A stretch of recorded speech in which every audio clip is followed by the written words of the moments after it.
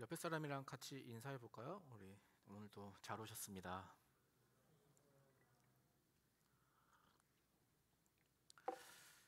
네, 지난주에 체육대회 수고 많으셨습니다. 재미있었습니다. 사실 진행하는 입장에서 뭐 레크레이션을 하더라도 그렇고 뭐 체육대회도 그렇습니다. 승부욕 없는 사람끼리 하면 진짜 재미없어요. 뭐 지든지 말든지 뭐 이겨도 흥, 뭐 져도 흥. 승부욕이 있어야 재미가 있죠. 근데 우리 청년부는 조금 근데 약간 과한 면이 있긴 있는 것 같아요.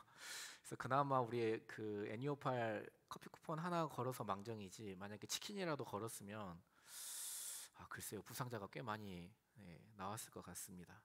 아무튼 수고 많으셨고, 또 우리 준비한 기획하고 또 준비하고 또 진행하고 뭐 뒷처리까지 담당한 우리 청년 1, 2부 국장단들에게 우리 감사의 마음을 담아서 우리 박수 한번 하도록 하겠습니다.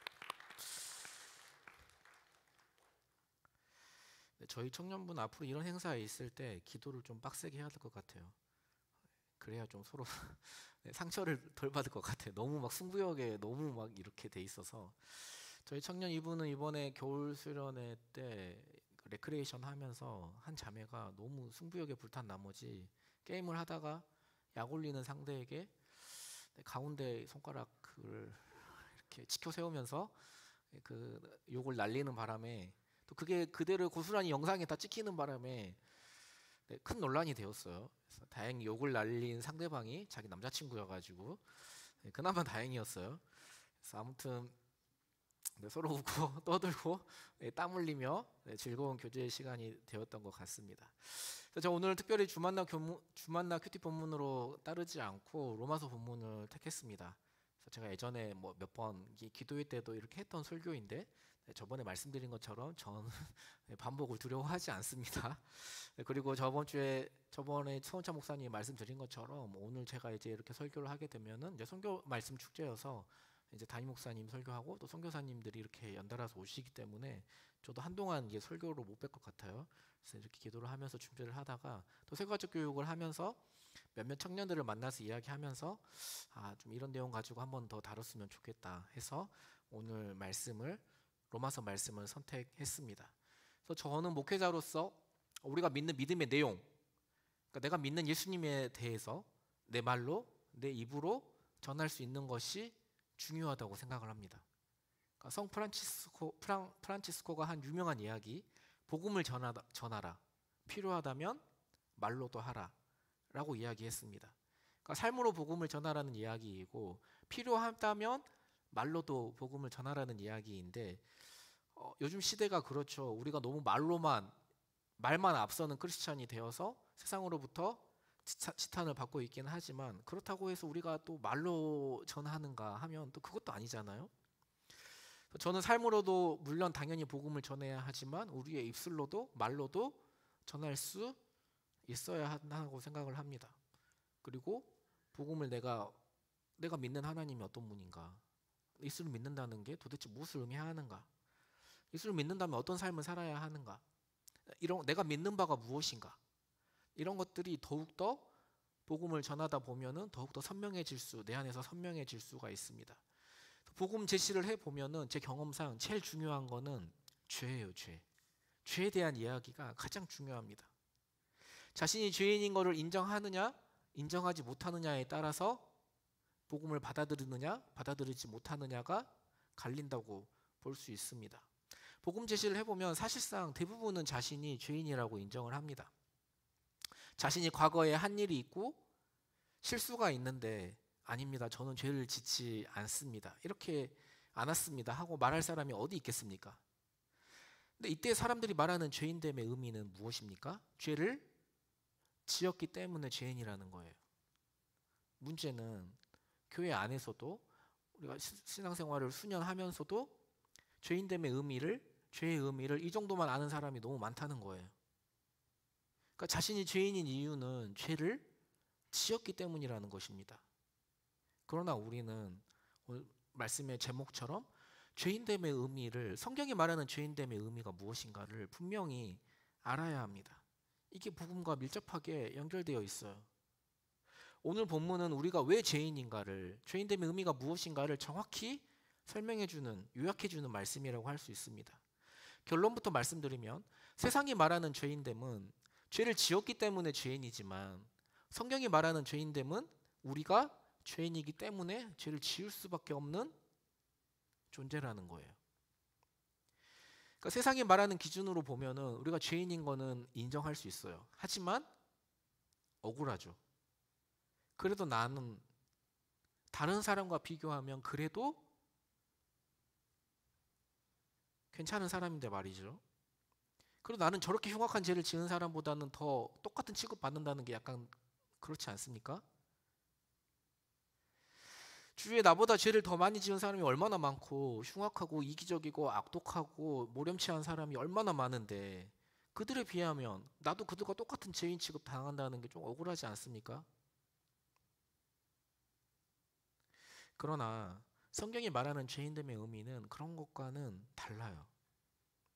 오늘 그 죄인됨의 의미를 살펴봄으로써 성경이 말하는 복음에 대해서, 그리고 죄인됨에 대해서 조금 더 깊이 있게 깨닫게 되기를 예수님의 이름으로 소망합니다. 오늘 본문 우리가 왜 죄인인지 요약해주고 있습니다. 오늘 본문 말씀 한번 같이 볼까요? 로마서 5장 우리 12절 말씀 한번 같이 읽도록 하겠습니다. 다시 한번 읽어볼게요. 로마서 5장 12절 말씀 우리 함께 읽겠습니다. 시작. 그러므로 한 사람으로 말미암아 죄가 세상에 들어오고 죄로 말미암아 사망이 들어왔나니, 이와 같이 모든 사람이 죄를 지었으므로 사망이 모든 사람에게 이르렀느니라. 이게 무슨 의미입니까? 그러므로 한 사람으로 말미암아. 그러니까 로마서 5장 12절에서 성경 말씀은 한 사람으로 말미암아 죄가 이 세상에 들어왔다고 말씀합니다. 그리고 한 사람으로 죄로 말미암아 무엇도 우리에게 들어왔다고 이야기합니까? 사망도 우리에게 왔다고 말합니다. 그렇다면 그 한 사람은 누구입니까? 우리가 잘 아는 그놈, 네, 아담입니다. 실제로 제가 새가족 교육을 할 때 제일 많이 듣는 질문이에요. 최근에 했던 새가족 교육도 마찬가지였어요. 이걸 질문하더라고요. 하나님은 선악과를 왜 만드셨을까? 왜 만들어 놓고 먹지 말라고 하셨을까? 그러니까 아담 그놈만 아니었으면 그 죄만 지지 않았으면, 여러 가지로 이야기할 수 있는데, 하나는 하나님께서 우리를 인격적인 사랑의 관계로 창조하셨다는 거예요. 그러니까 우리를 로봇처럼, 짐승처럼 그렇게 만들지 않으셨어요. 우리를 인격적인 존재로 만드셨어요. 여러분과 내가 사랑이 가능하려면은, 서로 인격적인 사랑이 가능하려면은 서로가 서로를 떠날 수 있는 무엇이 있어야 합니까? 자유가 있어야 해요. 자유가 없다면 어떨까요? 그건 사랑이라고 말할 수 없는 거죠. 그건 일방적인 관계이지, 뭐 주인과 노예의 관계, 뭐 이런 주종 관계이지 인격적인 관계라고 말할 수 없는 거예요. 서로 인격적인 사랑을 위해서는 반드시 떠날 수 있는 자유가 있어야 해요. 그래서 하나님을 떠날 수 있는 뭐가 필요합니까? 선악과가 필요합니다. 그리고 선악과를 만드신 이유 또 하나를 이야기해 보면은 우리가 누구인가를 알게 하기 위해서입니다. 이걸 철학적으로 이야기하면 하나님은 존재이시고 우리는 존재물이에요. 그러니까 하나님은 창조주이시고 우리는 창조물이죠. 참 자유는 나의 한계를 아는 것에서부터 시작합니다. 그러니까 나의 한계를 뛰어넘는 게 자유가 아니라 나의 한계가 무엇인지 아는 것부터 시작합니다. 물고기가 물을 떠나고 싶다고 해서, 물에서 자유함을 얻고 싶다고 해서 물 위에 나오게 되면 결국 그 물고기는 어떻게 됩니까? 그건 결코 그 물고기에게 자유도 행복도 될 수 없어요. 우리에게 참 자유와 행복이 주어지기 위해서는, 그리고 사랑을 나누기 위해서는 역설적이게도 선악과가 필요합니다. 즉 우리의 참 자유와 행복을 위해서입니다. 하나님께서 선악과를 만드시고 선악과를 먹지 말라, 먹으면 정령 죽으리라는 명령에도 불구하고 인간은 자유한가, 인간은 정말 자유의지가 있는가, 이런 것들은 나중에 더 자세히 배웠으면 좋겠어요. 오늘은 거기까지는 다루지 않고, 결과적으로 아담은 그 자유를 누립니까? 누리지 못합니까? 그 자유를 누리지 못합니다. 하나님의 명령을 어겼습니다. 그 결과 아담은 죽었어요. 목사님 죽진 않았죠. 에덴 동산에서 쫓겨났을 뿐이지. 맞아요. 아담이 한 930년을 더 삽니다. 하지만 그때 선악과를 먹었을 때 주님께서 정령 죽으리라고 말씀하셨던 것처럼 그때 아담은 죽은 거예요. 왜냐하면 성경은 육신의 죽음이라고 이야기하기도 하지만 더 근본적으로는 하나님과의 관계가 단절된 것을, 하나님과 관계가 끊어진 것을 죽음이라고 이야기하기 때문입니다. 그래서 죄의 결과는 사망, 곧 죽음이에요. 하나님과의 관계가 단절되는 거예요. 그다음 지옥은 어떤 곳입니까? 하나님과의 관계가 영원히 단절된 곳. 그래서 C.S. 루이스가 그런 이야기를 했죠. 지옥에 있는 사람들이 만약 하나님께서 지옥으로 임재하신다면은 그들은 하나님을 피해서 천국으로 도망갈 사람들이다. 근데 여기까지는 그렇다고 해도 오늘 본문에서 정말 이해하기 어려운 한 단어가 있습니다. 그건 다름 아닌 이와 같이라는 단어예요. 그러니까 모든 사람이 죄를 지었으므로 나오는 이와 같이라는 단어입니다. 그러니까 모든 사람이 죄를 지었다는 말은 이미 로마서 3장 23절에서 하고 있어요. 우리 로마서 3장 23절 말씀 한번 같이 볼까요? 로마서 3장 23절 말씀 함께 읽겠습니다. 시작. 모든 사람이 죄를 범하였음에 하나님의 영광에 이르지 못하더니. 그런데 여기에서 나오는 모든 사람이 죄를 지었다라는 말은 의미가 달라요. 그러니까 이와 같은라는 단어 때문에 그렇습니다. 그러니까 이와 같이 모든 사람이 죄를 지었다라는 말은 아담 한 사람이 죄를 지었는데 이런 식으로 모든 사람이 똑같이 죄를 지었다는 거예요. 다시 말해 아담과 우리를 똑같은 죄인 취급을 하는 거예요. 그러니까 우리는 태어나지도 않았고 죄를 지었지도 않았는데 이와 같이 아담과 똑같이 너희가 죄를 지었다는 거예요. 실제로 많은 청년들이 이 개념을 받아들이기 힘들어합니다. 그러니까 내가 죄를 지어서 죄인이라는 거는 인정하겠는데 죄인이기 때문에 죄를 짓는다는 말은 이해하기가 어려운 것이죠. 이걸 원죄라고도 이야기하는데 한마디로 이야기하면 아담의 죄가 왜 도대체 나의 죄가 되느냐 이 말입니다. 이거를 많은 사람들이 받아들이기 어려워하기 때문에 청년부에서 사용하는 세가족 성경 공부에는 이런 내용이 살짝 들어가 있어요. 거기에 어떻게 설명이 되어 있냐면은 큰 나무, 이렇게 천년된 큰 나무가 있어요. 그리고 그 가지의 끝에는 지금 막 싹을 돋은 새싹이 이렇게 매달려 있습니다. 그리고 그 그림 밑에는 이러한 질문이 들어 있어요. 아주 여린 새잎이 싹을 틔웠다고 해도 그 잎의 진액은 어디에서 나왔습니까? 자, 그렇다면 결국 이 잎은 무엇과 한 몸일까요? 이 잎과 나무는 한 몸이라는 거죠. 원죄에 대해서 아주 간단하게 이야기한 건데 조금 더 설명을 해보자면 여기에 몇 가지 신학자들의 썰이 있습니다. 첫 번째는 모방설이에요. 아담이 죄를 지은 것처럼 우리도 죄를 지었기 때문에 죄인이 되었다는 것입니다. 다시 말해서 아담의 행동을 우리가 모방을 해서 모든 인류가 다 죄를 지었기 때문에 죄인이 되었다는 것입니다. 그러니까 우리의 논리로는 가장 그럴듯하고 받아들이기가 쉽지만 이것이 성경이 말하는 죄의 개념은 아니라는 거죠. 두 번째는 유전설이에요. 아담이 범죄함으로 말미암아 우리 안에는 부패한 본성을 우리도 유전적으로 물려받았다는 거예요. 그러니까 우리의 DNA에는 그렇게 물려받은 유전적인 타락한 본성이 있다라는 거죠. 나중에 아기를 키워보시면 여러분 알겠지만은 아이들은 철저하게 자기밖에 몰라요. 이기적이죠. 그리고 선한 행동은 배우고 학습하고 여러 번 훈련해야 하지만 안 좋은 것들은 안 가르쳐줘도 스스로 아주 잘해요. 자기 것을 양보하는 것 이런 건 꽤 오랫동안 학습하고 훈련해야 하는 부분이고 어른이 되어서도 성인이 되어서도 잘 안 되는 사람이 많아요. 아무튼 유전 때문에 우리가 죄를 짓는다는 거예요. 성경은 유전설을 부인하지는 않아요. 하지만 이것이 본문의 핵심은 아니라는 거죠. 세 번째는 대표설이에요. 이 말은 아담이 범죄할 때 우리도 아담과 함께 범죄했다. 그러니까 아담은 우리의 대표라는 거예요.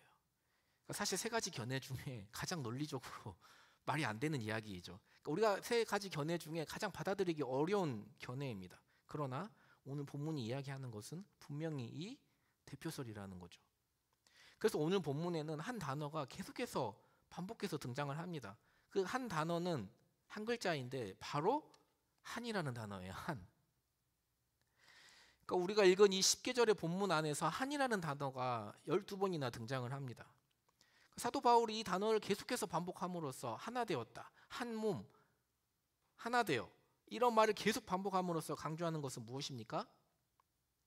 연대성이라는 거예요. 연대성. 하나라는 거죠. 세가족 교육의 그 그림처럼, 나무의 그 그림처럼 한 나무라는 거예요. 같은 그룹 안에 있는 모든 사람이 운명을 같이 합니다. 제가 살면서 겪은 이 연대성이 가장 심한 곳은 군대입니다. 내가 잘못한 것이 아니어도 한 사람이 잘못하면 전체가 기합을 받습니다. 후임병 때 정말 아무 일 없이 오늘 하루가 지나갔다. 이거는 정말 기적 같은 일이에요. 하루에 반드시 잠을 자기 전에 얻어맞던가 얼차려를 당하던가 기합을 받던가 뭔가를 당해야 하루가 지나가지, 그냥 아무 일 없이 하루 지나갔다는 거는 너무 오히려 불안해요. 자다가 깨울까 봐 불안해요. 내가 잘못을 안 해도 누군가는 잘못을 하게 되어 있어요. 그럼 다 같이 고통을 받는 곳이 제가 경험한 군대였어요. 그러면서 군대로서의 하나의 연대성을 갖는 거죠. 사실 이 연대성은 군대에만 관련된 것이 아니라, 해당되는 것이 아니라 우리의 삶과 아주 밀접하게 연결되어 있습니다. 한 집안의 가장이 정신을 차리지 못하고 성실하지 못하여서 사업을 운영하다가 부도를 내거나 도박에 빠진다거나 경제적인 능력이 없다거나 바람을 피운다면 가장 혼자만 고통받습니까? 아니면 가족들도 함께 고통을 받습니까? 아빠가 잘못한 거지 자녀들은 아무 잘못 없잖아요. 아빠가 죄를 지은 거지, 아빠가 바람 핀 거지 내가 바람 피운 거 아니잖아요. 아빠가 경제적인 능력이 없을 뿐이지 내가 능력이 없는 건 아니잖아요. 내 잘못이 아니잖아요. 그런데 왜 그럼에도 불구하고 그 가족 전체가 다 고통을 받습니까? 한 가족이기 때문에, 한 가족이라는 연대성 때문에 그렇습니다. 사장이 판단을 잘못해서 회사가 문을 닫으면 직원들이 아무리 열심히 일을 해도, 하고 싶어도 직업을 잃고 같이 고통을 당합니다. 비행기를 타고 가다가 사고가 나서 승객 전원이 사망했습니다. 조종사 한 사람이 실수했어요. 그런데 모두 죽고 말았어요. 이유가 무엇입니까? 한 비행기를 탔기 때문입니다. 이들이 다 연대되어 있기 때문이에요. 자, 이런 개념을 생각하시고 본문을 다시 한번 보도록 하겠습니다. 우리 5장 12절 말씀 다시 한번 볼까요? 5장 12절 말씀 함께 읽겠습니다. 시작. 그러므로 한 사람으로 말미암아 죄가 세상에 들어오고 죄로 말미암아 사망이 들어왔나니 이와 같이 모든 사람이 죄를 지었으므로 사망이 모든 사람에게 이르렀느니라. 여기에 모든 사람이 죄를 지었으므로 라는 문장에서 원문을 보면은 이 시제가 과거 시제, 단순 과거 시제로 되어 있어요. 그러니까 과거 진행이 아니라 단순 과거라는 거예요. 그러니까 이건 현재 짓고 있는 죄도 아니고 장차 앞으로 범할 죄도 아니라는 거예요. 과거에 단 한 번 지은 죄를 가리킵니다. 따라서 본문은 이렇게 이해할 수 있어요. 한 사람이 죄를 범했는데 모든 사람, 즉 우리 역시 과거에 딱 한 번 죄를 범했다는 것입니다. 다시 말해서 한이라는 단어처럼 아담의 범죄가 곧 나의 범죄가 되었다는 거예요. 우리 쪽에서 보면 너무나 억울한 이야기이지만 이것이 성경이 말하는 죄인됨의 의미라는 거예요. 조금 전에 대표서에서 이야기했듯이, 연대성에서 이야기했듯이 아담의 범죄가 혼자만의 범죄가 아니라 인류를 대표한 것이기 때문입니다. 하나님이 보시기에는 아담과 우리가 따로따로 분리된 것이 아니라 아담과 우리는 인류라는 하나의 공동체 안에, 한 공동체 안에 연대되어 있습니다. 이것이 바로 성경이 말하는 죄인됨의 의미입니다. 그래서 제가 누누이 정말 자주 이야기하지만 우리는 죄를 지어서 죄인이 아니라 죄인이기 때문에 어쩔 수 없이 죄를 지을 수밖에 없는 죄인이에요. 우리의 실존을 이렇게 이야기하는 것입니다. 그래서 성경이 로마서에서 말씀하는 것처럼 이 세상에 의인은 없나니 하나도 없어요. 딱 두 종류의 죄인만 존재할 뿐입니다.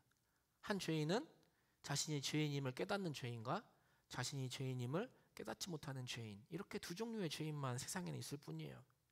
본문은 이렇게 말씀하고 있습니다. 우리 5장 14절 말씀 함께 같이 볼까요? 5장 14절 말씀 함께 읽겠습니다. 시작.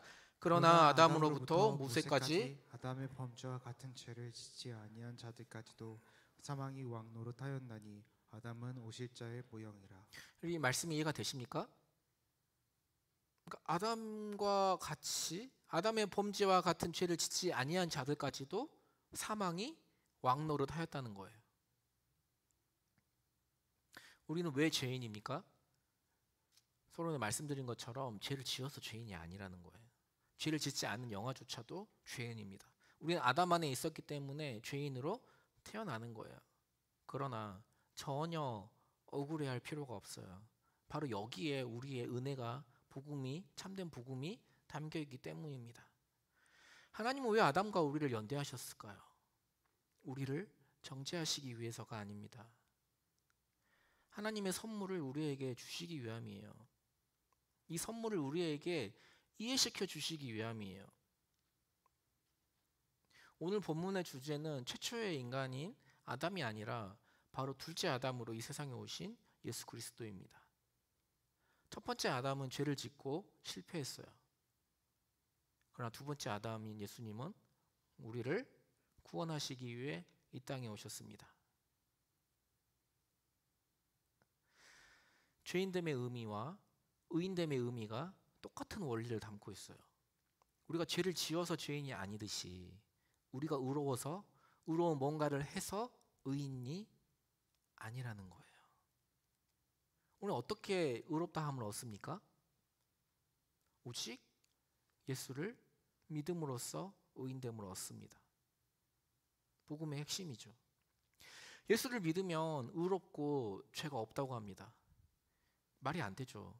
우리는 지금도 여전히 죄를 짓고 나쁜 습관이 몸에 배어 있고 하루라도 우리가 죄를 안 짓고 살아갈 수 있을까요? 하루라도 우리가 악한 생각을 안 하고 살 수 있을까요? 그런데 왜 하나님께서는 예수를 믿으면 천국에 간다고 이야기하고 우리를 의롭다고 여겨주신다고 말씀하십니까? 왜 하나님께서 나를 의인이라고 계속 칭하시고 하나님의 자녀라고 이야기하고 하나님 나라의 백성이라고 이야기를 합니까? 바로 이 말씀 때문입니다. 우리 14절 말씀 다시 한번 볼까요? 14절 말씀 함께 읽겠습니다. 시작. 그러나 아담으로부터 모세까지 아담의 범죄와 같은 죄를 짓지 아니한 자들까지도 사망이 왕노릇하였나니 아담은 오실 자의 모형이라. 그러니까 아담은 장차 오실 분에 대한 모형, 그러니까 그림자 라는 거예요. 불과하다는 거예요. 그러니까 진정한 실체, 모형의 진짜 실체, 주인공은 따로 있습니다. 아담은 그 오실 자를 증거하기 위해 존재하는 모형이라는 거죠. 오실 자, 바로 그 실체가 누구입니까? 바로 우리 주 예수 그리스도이십니다. 우리의 구원자이십니다. 우리의 죄인됨의 의미, 모든 인류가 아담과 연대되어 모든 사람이 내가 죄인이라는 것을 이해하는 중요한 이유가 바로 여기에 있습니다. 우리가 아담과 연대되어서 죄인이 되었듯이 우린 예수님을 믿음으로 인하여서 누구와 연대되는 거예요? 예수님과 연대되어 의롭다함을 받았기 때문입니다. 우리 로마서 5장 18절 19절 말씀 한번 같이 볼까요?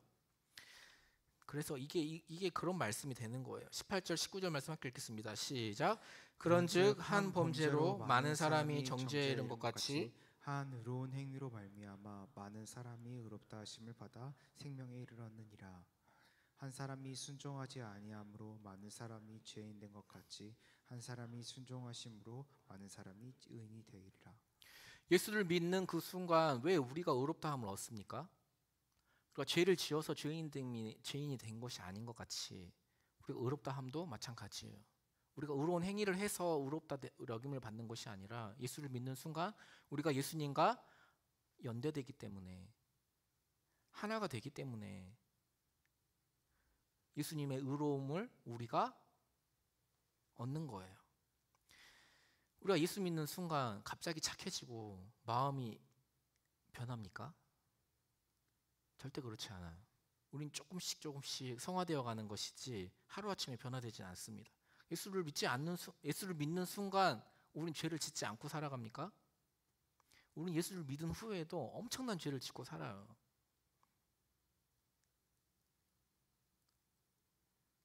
레크레이션 때 말이야. 뻑큐를 날리지 않나. 엄청난 죄를 짓고 살아갑니다. 그럼에도 불구하고 왜 성경은 예수 믿는 그 순간 내가 하나님의 거룩한 자녀가 된다고 이야기합니까? 이유는 단 하나예요. 예수를 믿는 그 순간 우리가 예수님과 내가 연대되기 때문입니다. 나는 포도나무요, 너희는 가지니. 한 사람이 순종하지 아니함으로 많은 사람이 죄인이 된 것 같이 한 사람의 순종함으로 말미암아 많은 사람이 의인이 된 것입니다. 어느 날 성령 충만해서 교회에 옵니다. 너무 뜨거워요. 마음이 너무 기뻐요. 예수 믿은 기쁨이 충만합니다. 회개도 많이 했어요. 그때 구원받았습니까? 라고 물으면 아멘입니다. 할렐루야 외쳐요. 그런데 하루는 핸드폰으로 보기 부적절한 영상을 보았습니다. 하루는 유튜브 쇼츠를 보다가 탁재훈이 형사로 나오는 그런 컨셉의 채널인데 거기 게스트로 일본의 포르노 배우가 출연한 거예요. 그 댓글에 엄청난 비난 댓글들이 많이 달렸어요. 아무리 유튜브라지만 어떠한 여과도 없이 아이들이 보게 될 터인데 미치는 영향이 걱정된다.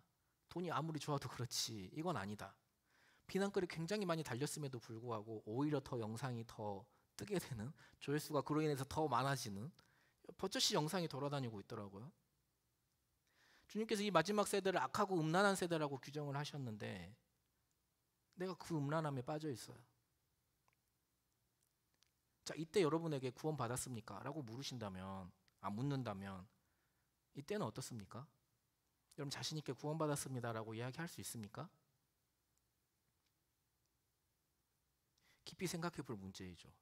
도대체 우리가 받은 구원은 무슨 의미가 있는 건가? 제가 전에 제자 훈련하면서 흰종이 한 장씩을 다 나눠드렸어요. 청년들이 아니라 장년들을 대상으로. 구원의 확신과 그 확신의 근거에 대해서 물었습니다. 여러분 만약 오늘 밤 내 생명이 끝난다면, 사고로 인해서 내가 생명을 잃게 된다면 여러분 천국에서 눈뜰 확신이 있습니까? 자, 절반 이상은 구원의 확신이 없다고 적으셨고, 그나마 구원의 확신이 있다고 대답하신 분들도 그 근거에 대해서 확실하게 이야기하지 못하는 것을 보았습니다. 그러니까 교회에 이런 분들이 아주 많다는 거예요. 하나님이 나를 의롭다고 여겨주시는 것은 우리의 행위와는 상관이 없어요. 하나님 예수 믿는 그 순간 왜 나를 의롭다고 하십니까? 예수님과 내가 연대되었기 때문이에요. 한 몸이 되었고 한 운명 공동체가 되었기 때문입니다. 예수님이 순종하셨기에 나도 순종하셨고, 예수님이 의로우셨기 때문에 나도 의롭게 되는 것입니다. 나는 순종하지 못하였지만 예수님께서 순종하셨기 때문에 예수님의 순종을 나의 순종으로 보시는 거예요. 그러니까 회개란 무엇인가에 대해서 제가 회개에 대해서도 잘 말씀드렸죠. 회개로 인하여서 우리가 구원받는 게 아니라, 회개 때문에 우리가 죄에서 깨끗함을 받는 것이 아니라 십자가의 은혜로 회개할 은혜를 얻은 거죠. 그래서 성경이 이렇게 말합니다. 내가 그리스도와 함께 십자가에 못 박혔나니. 이 말도 이상하잖아요. 우리가 언제 그리스도와 함께 십자가에 못 박혔습니까? 십자가에 못 박힌 것은 예수님이시지 내가 아니잖아요. 그럼에도 불구하고 왜 사도 바울은 자신이 그리스도와 함께 십자가에 못 박혔다고 이야기합니까? 우리의 정체성을 왜 그리스도와 함께 죽은 자라고 이야기를 합니까? 내가 그리스도와 함께 죽고 내가 그리스도와 함께 살았다고 성경은 이야기합니다. 이게 무슨 의미입니까? 그냥 상징적으로 나도 그렇게 동의한다, 상징적인 것은 그런 의미입니까? 절대 아니죠. 예수님과 내가 연대되었다는 거예요. 아담과 내가 연대된 것처럼 이제는 예수님을 믿는 순간 우리가 예수님과 연대되었다는 거예요. 얼마나 놀라운 복음이고 얼마나 놀라운 기쁜 소식입니까? 우리는 하나님의 의를 선물로 받은 거예요. 예수님의 의가 나의 의가 되고 예수님의 순종이 나의 순종이 되는 것입니다. 그래서 하나님은 나를 의롭다 칭하십니다. 이걸 신학적으로는 칭이라고 부릅니다. 근데 죄가 없어진 것이 아니라 하나님께서 나를 의롭게 보시는 거예요.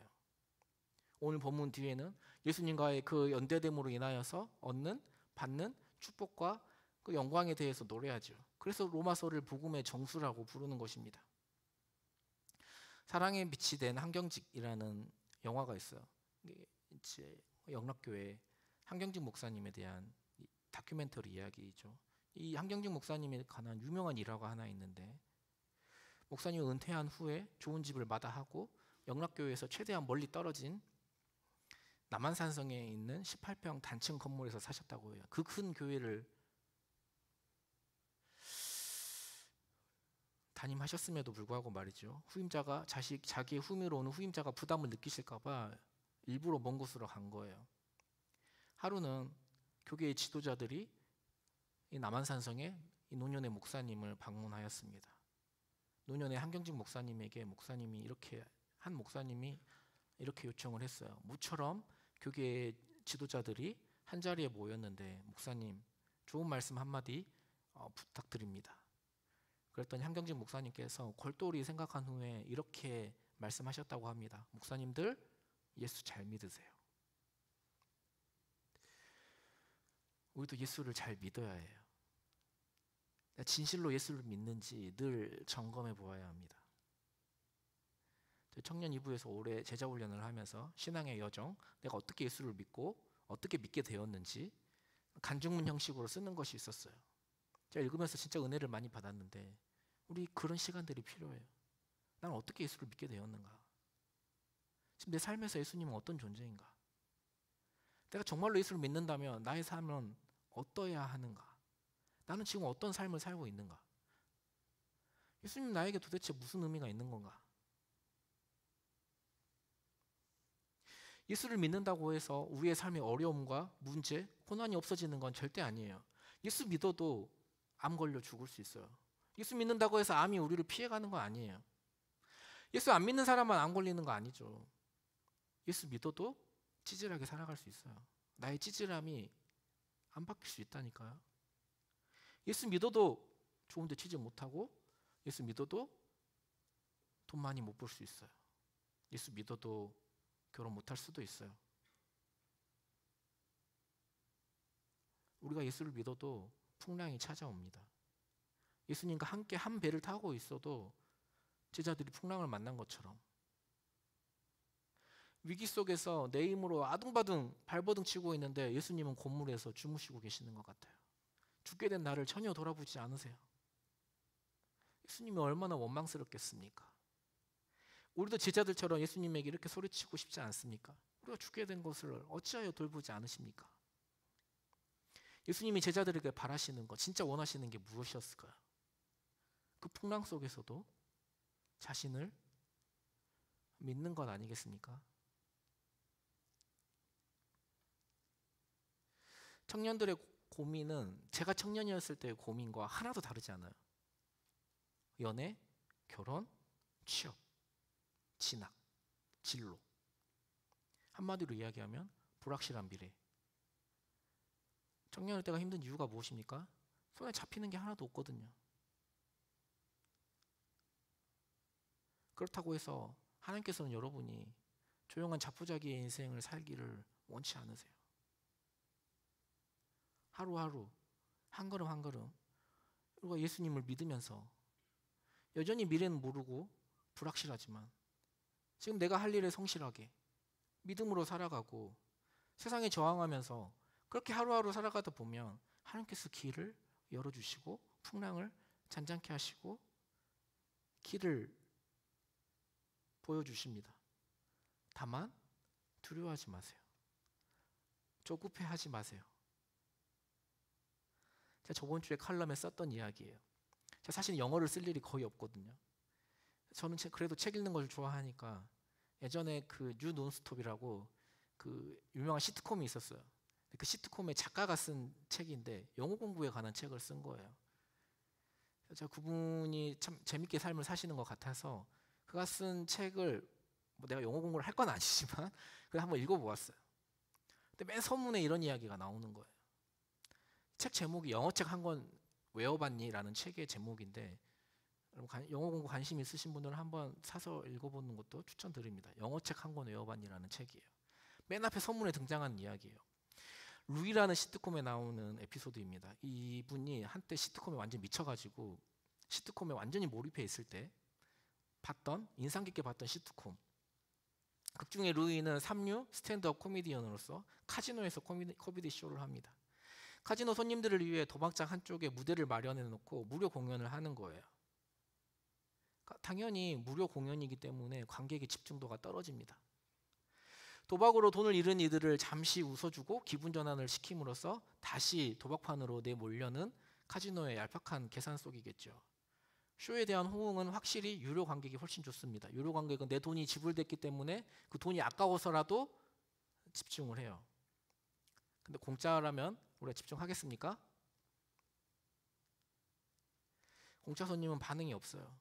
재미없으면 언제든지 일어나 미련 없이 나갑니다. 다시 게임이나 해야지. 루이가 열심히 개그를 하고 있는데 어떤 손님이 일어나 나가는 거예요. 루이가 화가 났어요. 지금 제 쇼를 안 보시고 나가시는 거예요? 가면 또 이럴 텐데. 이 호텔 주인이 도널드 트럼프잖아요. 트럼프과 여러분 중에 누가 더 부자인가요? 왜 힘들게 일해서 번 돈을 트럼프에게 갖다 바치나요? 트럼프는 여러분이 도와주지 않아도 이미 백만장자인데 말이죠. 결국 루이는 이 일 때문에 호텔 매니저에게 불려가요. 아니 즐기러 온 사람들에게 그런 쪼크를 하면 어떡해. 아니, 사람들이 제 쇼에 집중을 안 하잖아요. 매니저가 더 크게 외치죠. 그 사람들이 자네 쇼 보러 여기 왔어? 게임하러 온 거잖아. 그런 사람들의 흥을 꼭 그런 식으로 깨야겠어? 루이는 순간 자존심이 완전 상해요. 그만둘게요 하고 홧김에 이를 때려치우고 나옵니다. 나오다가 대극장에서 어떤 노장 여성 코미디언의 쇼를 보게 됩니다. 이 할머니 코미디언의 나이가 60대인데 무대에서 펄펄 나는 모습을 보고 깊은 감동을 받습니다. 대기실로 찾아가요. 선배님 존경합니다. 이런저런 이야기를 나누다가 자신은 오늘 일을 때려치웠다고 말을 합니다. 노장 코미디언 조앤 리버스와 루이의 대화가 다음과 같이 이어집니다. 그만뒀다고? 네. 왜? 상황이 하도 거지 같으니까요. 그래도 그만두진 말아야지. 잘리는 거야 할 수 없지만 스스로 때려치우진 말아야지. 무조건 버텨야지. 아무리 힘들어도. 루이가 물어요. 버티면 언젠가 상황이 좋아질까요? 조앤 리버스가 루이를 뻔히 바라보더니 이렇게 말합니다. 자, 영어 발음이 좋으면 영어로 멋있게 읽어드릴 텐데 영어 발음이 구려서 한글로 읽어드리겠습니다. 상황이 좋아질 거라고 말해주고 싶은데 그렇지는 않을 거야. 대신 네가 더 나은 사람이 될 거야. 예수를 믿는다고 해서 상황이 더 나아지진 않아요. 풍랑이 우리의 삶을 비켜가는 게 아니에요. 예수를 믿고 난 후에도 풍랑이 일어납니까? 당연하죠. 바람이 불고 비가 오고 천둥이 칩니다. 파도가 이리저리 몰아쳐서 낙담케 합니다. 그러나 버티세요. 예수님을 믿는다고 해서 갑자기 내 인격이 예수님처럼 천사처럼 변하고 안 좋은 습관들이 다 바뀌고 그렇지 않아요. 여전히 내 인격은 쓰레기이고 아무리 애써도 변하지 않는 내 모습에 절망할 수밖에 없는 게 우리의 존재입니다. 그러나 믿음으로 버티십시오. 스스로 때려치우지 마세요. 그리고 기억하십시오. 우리가 예수를 믿을 때 우린 예수님과 연대되었습니다. 그러므로 우리는 더 나은 사람이 되어가는 과정 중에 있는 거예요. 거룩하고 전능하신 성자 하나님께서 우리를 안으시고 당신의 나라로 우리를 인도하실 것입니다. 그러니 두려워하지 마시고 조급해하지 마시고 낭망하지 마시고 예수를 잘 믿으십시오. 하나님의 은혜에 감사하며 하루하루 나아가는 믿음으로 하루하루 나아가는 저와 여러분들 되시기를 예수님의 이름으로 소망합니다.